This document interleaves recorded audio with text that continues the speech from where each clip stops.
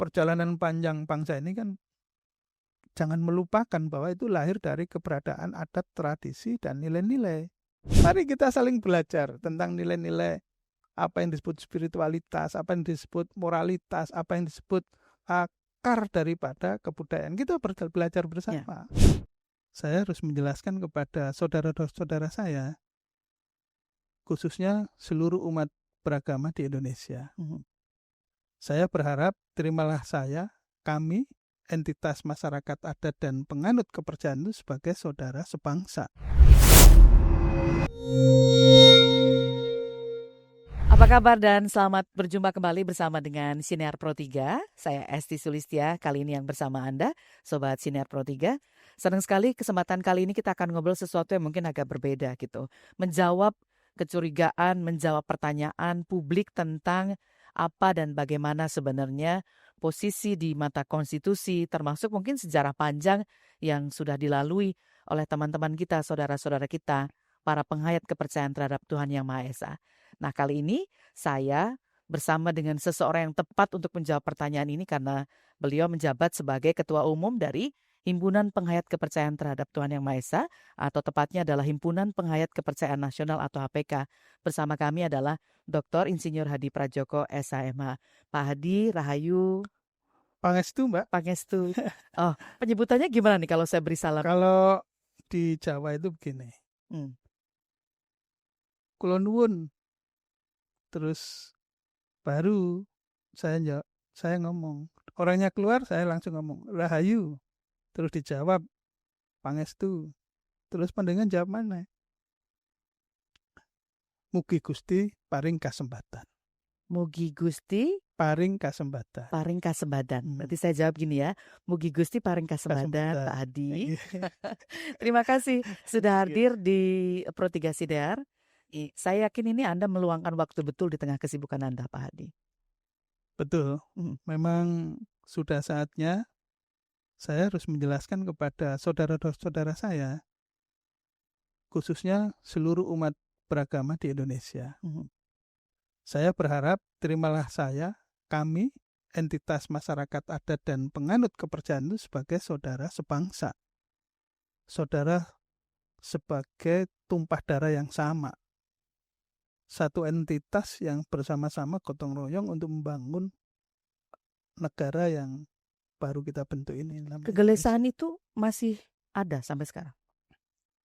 Kegelisahan ini kan masih menjadi satu ruang di mana kebatinan dan secara spiritual kultur itu masih terinferior ya. Masih disisih-sisihkan lah di dalam komunitas masyarakat kita, khususnya saudara-saudara kita yang cenderung radikal dan tidak memahami bahwa kita ini adalah saudara yang sama. Hanya metode dan cara ekspresi ketuhanan yang mungkin agak berbeda ya, agak berbeda karena penganut kepercayaan ini kan bersumber dari akar tradisi adat budaya bangsa yang beraneka warna ini di negeri ini. Ya. Inilah yang menjadi peranan penting ya. Kalau ngomong soal kepercayaan, agama itu kan hal yang sangat sensitif. Tapi saya ingin kesempatan kali ini kita mengesampingkan soal sensitivitas itu, justru menjawab hal yang sebenarnya tentang seperti apa sih sebenarnya kepercayaan terhadap Tuhan Yang Maha Esa, supaya tidak lagi ada kecurigaan misalnya, atau ada sakwa sangka gitu ya, ada praduga-praduga atau bahkan stigma negatif yang ada di masyarakat. Mohon dijelaskan dulu, sebenarnya kepercayaan terhadap Tuhan Yang Maha Esa itu seperti apa sih, Pak? Jadi sebagaimana konstitusi, negara berdasarkan ketuhanan Yang Maha Esa. Itu dan spektrum panjangnya itu ada satu perikehidupan. Yang pertama perikehidupan beragama, dan yang kedua perikehidupan berkepercayaan terhadap Tuhan Yang Maha Esa. Pada dasarnya kan ujung-ujungnya sama, menyembah Tuhan Yang Maha Esa.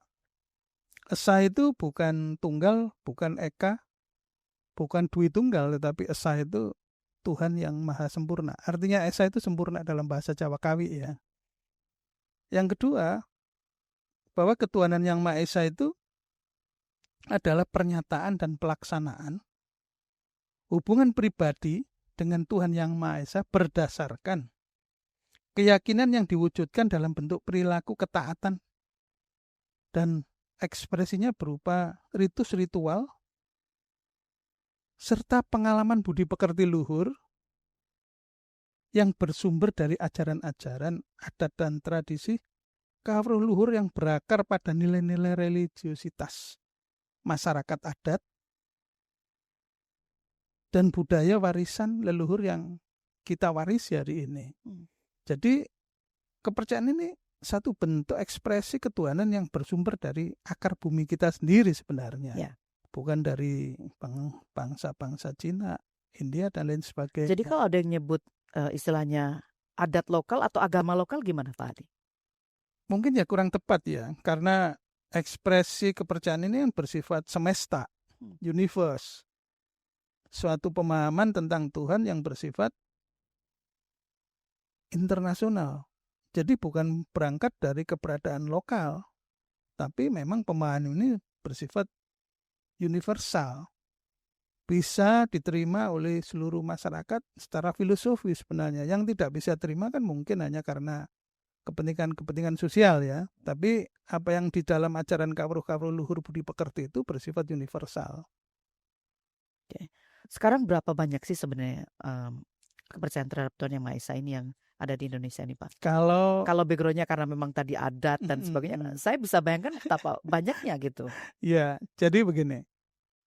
Himpunan Pengait Kepercayaan ini menaungi 1.638 organisasi dan 32 organisasi masyarakat adat. Mereka memang tidak dalam bentuk organisasi, tapi memang muncul sebagai masyarakat adat, misalnya Tengger, masyarakat Kanekes, itu kan tanpa organisasi, memang sejak ribuan tahun sudah menyebut dan disebut sebagai masyarakat adat, misalnya Using, misalnya Budak Keling, Pono Keling di Jawa Tengah, ada Budak Keling di Bali, ada Budoh Mulo, masyarakat Kajang, itu mereka semua masyarakat Asmat, itu semuanya bagian daripada keberlangsungan panjang. Siapa memberi nama? Tentu nama mereka itu lahir karena keadaan di mana memang identitasnya itu ya memang orang Asmat, memang orang Tengger, memang orang Kanekes, kan begitu. Itulah yang menjadi ruang-ruang yang merupakan sisa-sisa warisan yang harus kita pertahankan. Memang keberadaannya tidak banyak ya, ibarat sisa-sisa dari masyarakat dan kepercayaannya sebiji merica. Tapi kan merica kan nggak mungkin bisa dihancurkan merica nih, apalagi dengan tangan kecuali dengan bom kan gitu ceritanya. Inilah yang merupakan satu entitas, apalagi dengan munculnya Kementerian Kebudayaan dengan satu pemahaman yang jenius. Pak Fadlison itu mengatakan bahwa Nusantara ini adalah portal peradaban dunia. Ya. Kemudian dia lanjutkan satu bentuk narasi yang lebih luas bahwa awal dari peradaban seluruh dunia itu berasal dari Nusantara. Dia menyebutnya out of Nusantara. Baik. Oke. Pak Hadi, tapi kan problemnya sekarang adalah tidak semua masyarakat paham soal apa dan bagaimana kepercayaan terhadap Tuhan Yang Maha Esa. Termasuk kalau agama menyebut ada cara beribadah. Ada apa ya? Kalau di teman-teman penghayat nyebutnya apa ini? Ritual manembah. Manembah. Ya, atau ritus ritual manembah ya. Ya. Suatu proses perserahan diri kepada Tuhan Yang Maha Esa yang disebut manunggaling kawula Gusti. Ya. Jadi apa yang dipersembahkan kepada Tuhan itu tanpa pamrih. Jadi membuang seluruh ego, menyatu dengan Tuhan Yang Maha Kuasa, sebenarnya itu kan. Sebenarnya sama sih dengan agama yang lain, juga berupa proses-proses perserahan diri sebenarnya. Oke. Nah, kalau Anda tadi sudah bercerita tentang sebenarnya seperti apa sih kepercayaan terhadap Tuhan Yang Maha Esa, sejarah yang panjang itu kan kemudian ada apa ya, titik-titik sejarah sampai kemudian di negara ini ada 6 agama dan kepercayaan terhadap Tuhan Yang Maha Esa. Nah, seperti apa kemudian titik perjalanan sejarah historisnya. ya, historisnya sampai pada posisi seperti saat ini nih, Iya. Pak Adi. Jadi kan begini, kalau menyikapi setelah peradaban Mandala Wilwatikta, kalau Belanda menyebutnya Majapahit, ada narasi sirna ilang kertaning bumi, kan gitu. Sekitar abad ke-15 ya, 14-15. Kemudian baru ada satu proses kesadaran sekitar abad ke-18, 17-18. Sebenarnya ini 18, dimulai dengan Kongres Kebudayaan pertama 18-17 itu. Kemudian dilanjutkan Kongres Kebudayaan yang kedua 1887. Pada saat Kongres Kebudayaan yang pertama muncul Ki Ageng Serang sama Nyi Ageng Serang yang membangun ekspresi di mana dia harus menunjukkan bahwa kami satu komunitas entitas bangsa yang berdiri sendiri di antara bangsa-bangsa lain dengan identitasnya yang khas kan gitu. Pergerakan itu akhirnya ya karena penjajahan juga gagal kan, ditumpas oleh Belanda VOC. Kemudian muncul pergerakan baru perlawanan dengan nama Pangeran Diponegoro kan 1825 sampai 30. Ini kan bentuk ekspresi-ekspresi dalam rangka untuk mewujudkan bahwa bangsa Nusantara itu hidup dengan martabat dan kebudayaan sendiri. Kemudian barulah muncul apa yang disebut organisasi dengan Kongres 08, muncul organisasi kebudayaan bernama Budi Utomo. Ya. Perkembangan lanjutan sampai muncul Kongres Pemuda 28. Itu semua yang dimotori oleh keberadaannya masyarakat adat. Jadi kebudayaan yang menyatu dengan jiwa-jiwa masyarakat adat itu melakukan satu gerakan untuk mewujudkan bahwa bangsa kita ini ada, bangsa kita ini beradab. Berangkat dari sanalah sebenarnya yang menuntun, yang memandu kita untuk menemukan jati diri itu ya Kongres Kebudayaan itu sendiri. Itu yang tahun 1928 ya. 28. Iya, belum kemerdekaan ini. Ini kan ada pra kemerdekaan. Ya. Nah, setelah proses perjuangan panjang para budayawan untuk mencoba menginisiasi ya bangsa ini bisa bangun, bisa sadar, barulah pada saat itu muncul satu proses ini karena Tuhan yang Maha Kuasa ada negara baru yang namanya Indonesia kan gitu. Nah, kelihatannya dalam proses untuk menyatukan kepentingan-kepentingan negara, karena kita beraneka warna, banyak pasal-pasal budaya dan adat, itu muncul para founding fathers itu yang namanya untuk menyatukan namanya ideologi Pancasila. Tetapi dalam proses dialektikanya, Pancasila yang menghilangkan 7 kata itu masih belum bisa diterima. Kata Ketua Nesa itu berhenti, tiba-tiba ditambahi kan menurut Piagam Jakarta ya. Tidak perlu saya sampaikan lebih lanjut, itu semua ada. Tetapi kemudian karena situasi 45 Pancasila ini belum bisa diterima oleh masyarakat Indonesia, hanya mungkin sekitar 70% hanya menerima Pancasila pada 45 itu. Muncullah Kongres Kebudayaan tahun 46, di mana pada tahun 46 itu Kongres Kebudayaan dalam rangka mengawal ideologi Pancasila dan Undang-Undang Dasar agar tidak pecah lagi kita sebagai negara. Lah Kongres 46 ini judulnya Kongres Kebudayaan dan Kadikdayaan kan kemudian baru berkembang lagi Kongres Kebudayaan tahun 48, di mana Kongres tahun 48 ini melahirkan satu gerakan yang akhirnya tahun 54 muncul Kongres Kebatinan. Mulailah ada satu bentuk di mana kebudayaan itu akarnya itu ya spiritual. Spiritual itu persepsi para leluhur kita ya jiwa atau batin. Nah, namanya Kongres Kebatinan. Oke, jadi kalau banyak yang nyebut aliran kebatinan itu ada sejak dulu, kemudian kepercayaan terhadap Tuhan Yang Maha Esa itu baru ada katanya dari tahun 1916, itu penjelasannya gimana Pak Adi? Jadi kan begini, setelah sirna ilang kertaning bumi, kita ini kan kehilangan satu narasi yang tepat untuk menggunakan. Kan ada benturan kebudayaan. Setelah Majapahit itu hancur, muncul Pajajaran, kita kan mencari bentuk. Belum ada yang disebut agama, belum ada yang disebut kepercayaan. Dulu kan ya belief ya, atau spirit adat atau ritual adat dulu itu. Belum sampai berbicara tentang agama. Karena kata agama itu sendiri kan narasi dari orientalis kan. Kata agama itu. Sampai teman-teman saudara saya yang Buddha, yang Islam juga sebenarnya tidak menghendaki Islam itu sebagai agama, dia kan din.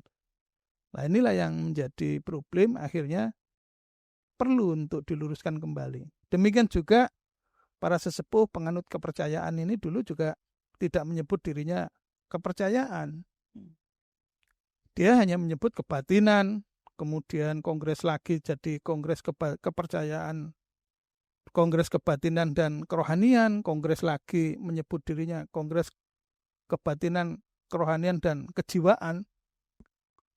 Sampai akhirnya bermuara pada tahun 73 di mana TAP MPR nomor 4 itu muncul bahwa menerjemahkan kembali tentang apa yang disebut pasal 29. Kemudian ada kata-kata di sana bahwa negara melindungi kemerdekaan warga negara dan masyarakatnya itu berdasar agama dan kepercayaan. Ya, Undang-Undang Dasar kan juga menyebut begitu, agama dan kepercayaan. Kepercayaan itulah Undang-Undang Dasar, Undang-Undang Dasar yang kita sebut. Sebenarnya di sana kelihatannya para pengelola pemerintahan ini kan GO ya, negara pemerintahan, dia masih belum memahami apa yang menjadi substansi filosofi tentang dasar negara ketuhanan yang Maha Esa itu. Oke. Nah, dalam perjalanan sekarang kemudian apa yang menjadi titik balik sampai posisi kepercayaan terhadap Tuhan Yang Maha Esa termasuk pengakuan secara konstitusional ya. Iya. Jadi bagaimana sebenarnya kepercayaan terhadap Tuhan Yang Maha Esa ini di mata konstitusi begitu Pak Adi? Iya. Jadi kalau sistematika kedudukan penganut kepercayaan ini itu sudah lama mengalah sebenarnya. Dibiarkanlah saudara-saudara agama itu untuk menempuh ruang-ruang konstitusi, menikmati konstitusi secara aman ya, lebih dulu. Lama-lama para sesepuh ini merasa bahwa mengapa nilai-nilai tradisi spiritual ritus kepercayaan yang sudah jutaan tahun hidup di bumi pertiwi ini belum mendapatkan ruang di dalam negara baru yang namanya Indonesia ini. Maka berangkat dari sana, dari Undang-Undang Dasar, penerjemahan ketuhanan yang Maha Esa menjadi satu bentuk yang disebut TAP MPR. TAP MPR nomor 4 tahun 73 yang dimotori oleh seorang ketua penganut kepercayaan ini, dia ketua HPK pertama. Itu menyatakan bahwa ketuhanan yang Maha Esa itu di dalam TAP itu menjelaskan ada dua peri kehidupan. Satu peri kehidupan beragama, dua peri kehidupan berkepercayaan terhadap Tuhan yang Maha Esa. Kehidupan beragama dibentuklah Kementerian Agama. Dahulu sama Pak Harto itu dimunculkan kepresnya, dua-duanya kepres. Pada saat itu muncullah Badan Kepercayaan Terhadap Tuhan Yang Maha Esa Nasional. Karena TAP MPR itu sebagai amanat undang-undang ini kan regulasinya zaman Pak Harto ini mulai. Nah, tapi setelah Presiden Soeharto dan reformasi, tapi pelaksanaannya di lapangan badan ini tidak segera dieksekusi, hanya dieksekusi pura-pura saja, sehingga akhirnya terjadi kebuntuan. Barulah tahun 78 Kongres Kebudayaan bukan lagi berisikan Kongres Kebatinan, Kejiwaan dan Kerohanian, menyesuaikan nomenklatur atau tulisan narasi yang ada di Undang-Undang Dasar sebagaimana TAP MPR nomor 4 tahun 73 itu. Maka organisasi ini akhirnya merubah diri menjadi Himpunan Penghayat Kepercayaan Terhadap Tuhan Yang Maha Esa. Mengapa dalam bentuk himpunan? Karena 1.600. Masyarakat adatnya 32. Itu enggak mungkin. Lain kalau misalnya agama. Dan itu ritualnya berbeda-beda. Ritualnya sumbernya juga berbeda. Hmm. Kan mereka berdasarkan adat tradisi yang dia bangun dengan bahasa mereka masing-masing kan. Hmm. Orang Batak dengan bahasanya, orang Dayak dengan orang Kacang dengan bahasanya. Orang Jawa aja dibagi 4. Ada Jawa Arek, Jawa Bocah kan itu. Jawa Tengger, Jawa Banyuwangian, dan Jawa Sun ya. Ya. Sehingga inilah semacam utumanikan atau pasel-pasel kebinekaan itu yang sebagaimana kita akui bahwa Bhinneka Tunggal Ika sebagai salah satu pilar ya di dalam sistem ketatanegaraan kita. Oke. Beda kalau teman-teman agama dia menyebutnya majelis karena kitabnya satu kan, Al-Quran, Injil. Kan.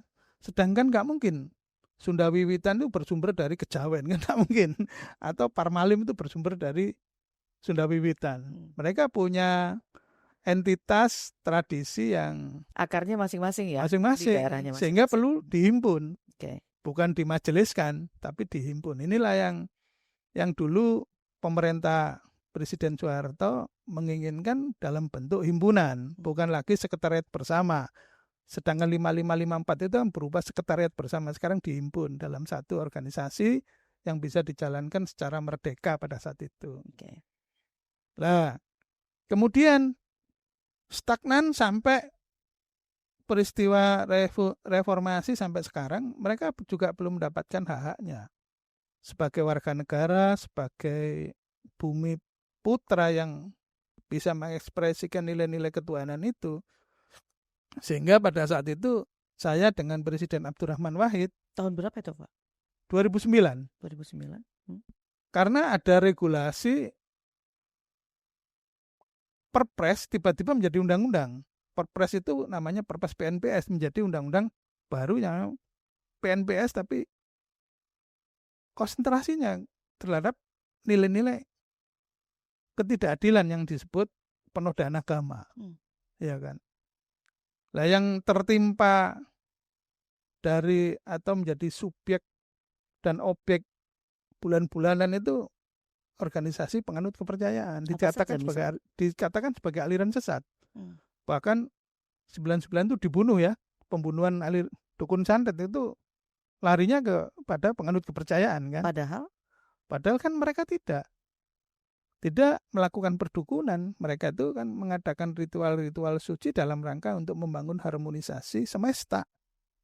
Misalnya supaya gunung enggak meletus, supaya politik ini bisa tentram damai, dia kan selalu ikut andil di situ. Nah, jadi apa sih sebenarnya yang memicu sampai ada peristiwa-peristiwa miskomunikasi, misunderstanding publik tentang kepercayaan terhadap Tuhan Yang Maha Esa, supaya hal-hal seperti itu nggak terulang lagi, Pak Adi? Ya, itu berlatar belakang dari internal dan eksternal. Ya. Di dalam internal, masyarakat penganut kepercayaan ini kan tidak mampu menjawab dialektika stigma. Apa sih pengait kepercayaan? Ngapain? Bakar menyan itu untuk menyakiti orang bunuh kan tidak bisa menjelaskan. How to explain to the public itu? Nah, menjelaskan ke publiknya. Pakai bahasa sederhana? Ya, pakai sederhana, masyarakatnya sudah berubah.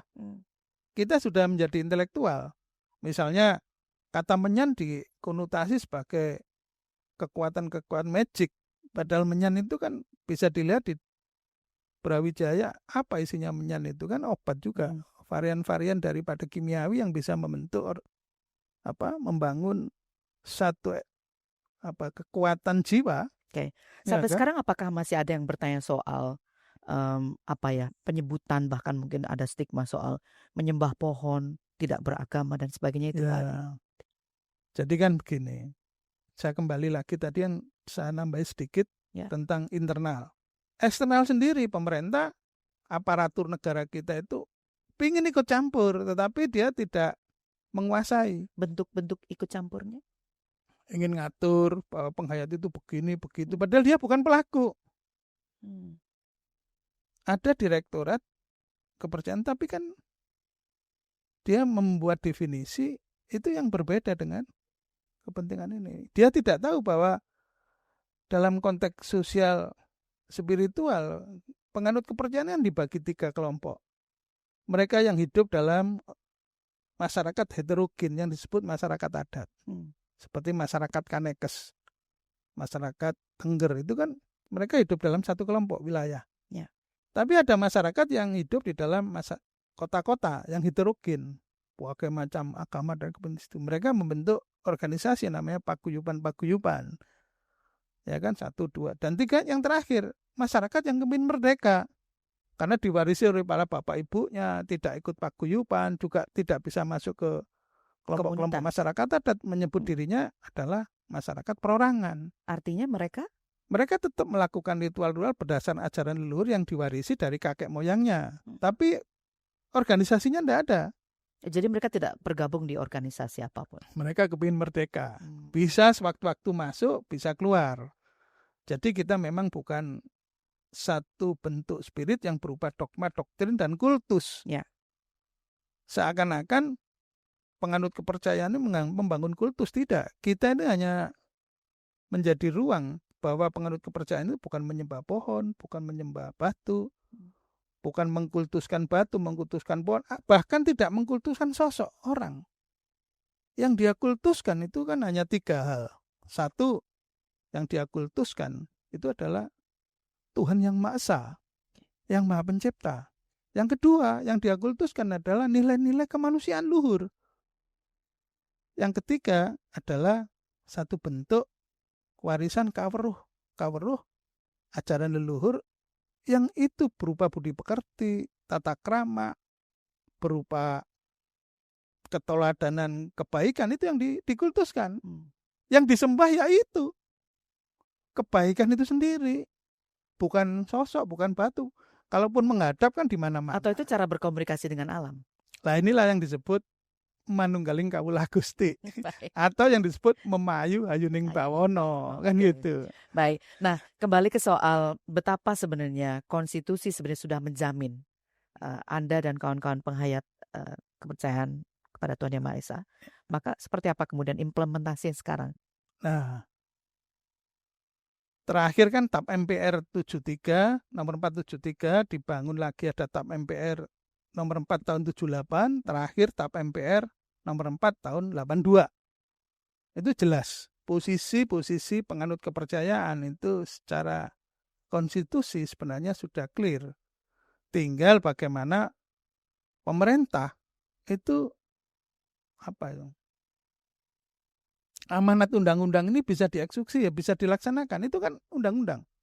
Sedangkan pemerintah belum melaksanakan amanat ini. Sehingga penganut kepercayaan ini dalam rentang sampai 78 tahun itu seakan-akan tersisihkan, tidak dianggap sebagai warga negara. Harusnya pemerintah itu mulai memberi ruang equal kepada penganut agama yang lain, itu diberi ruang.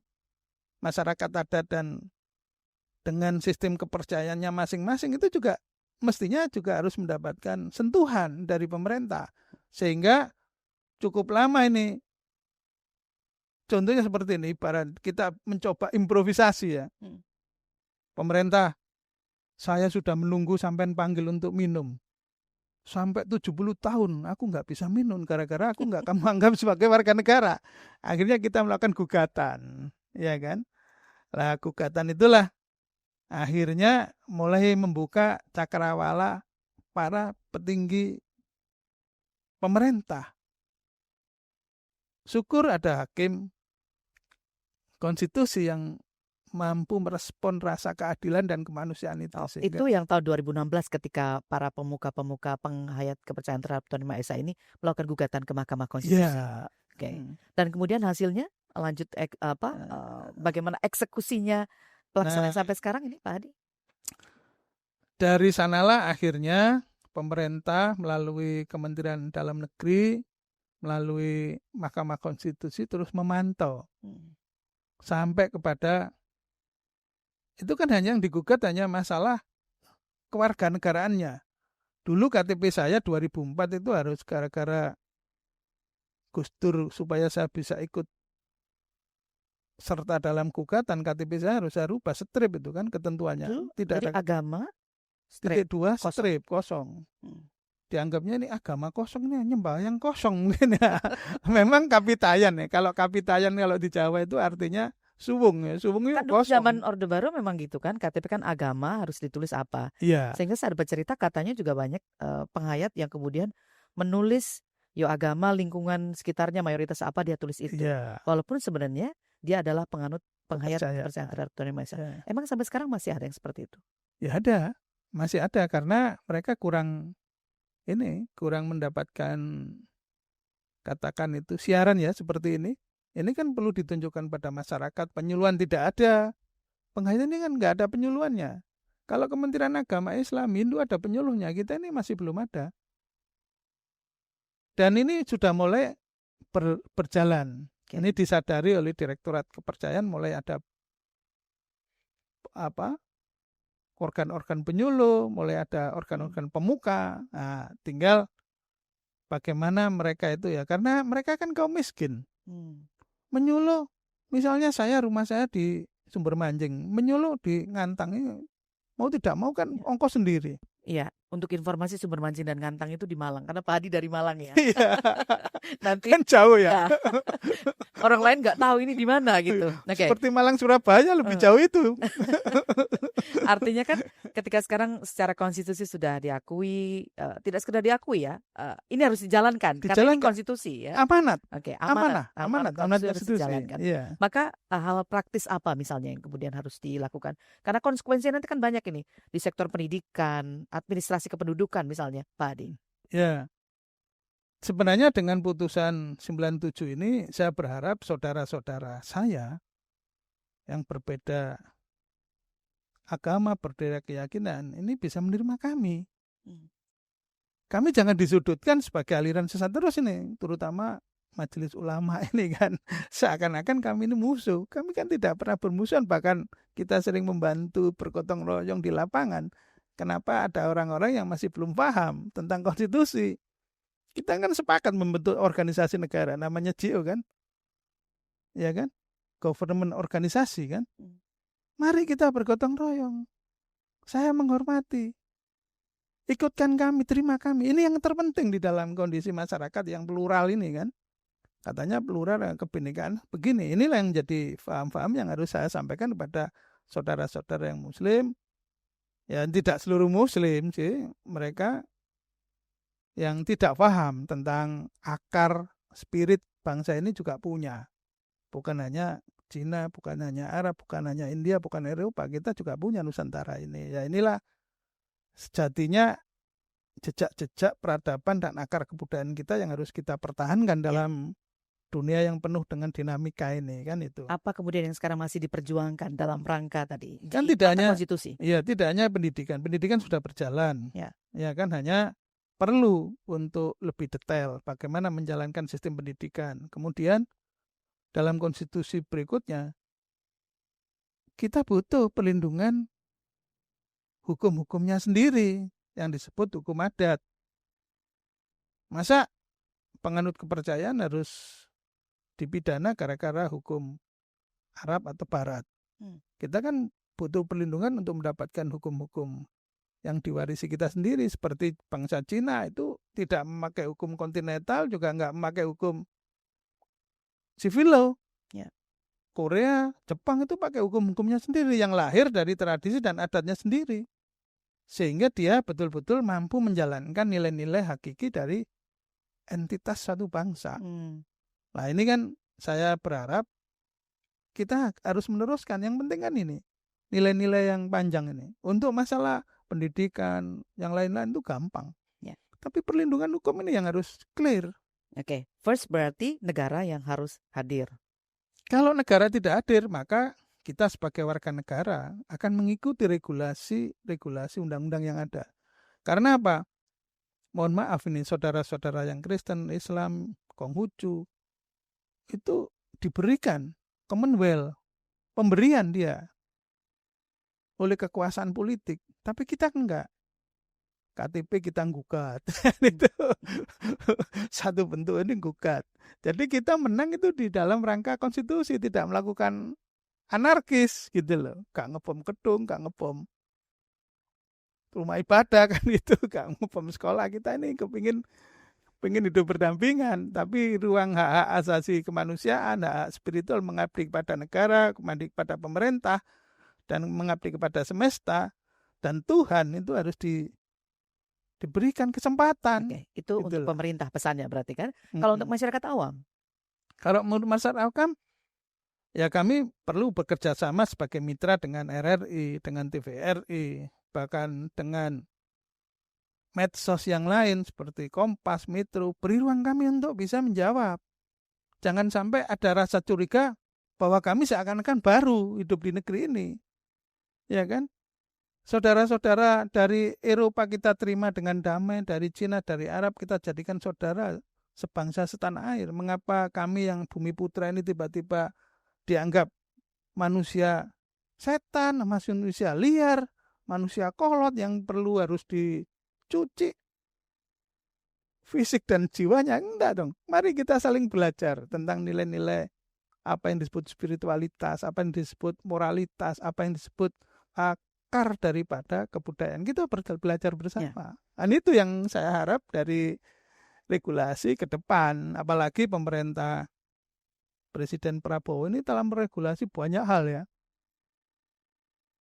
Banyak hal itu. Ya. Iya kan? Baik. Untuk kepentingan kelompok-kelompok agama. Kita tidak diberikan apa-apa nih. Tidak ada Kementerian Agama.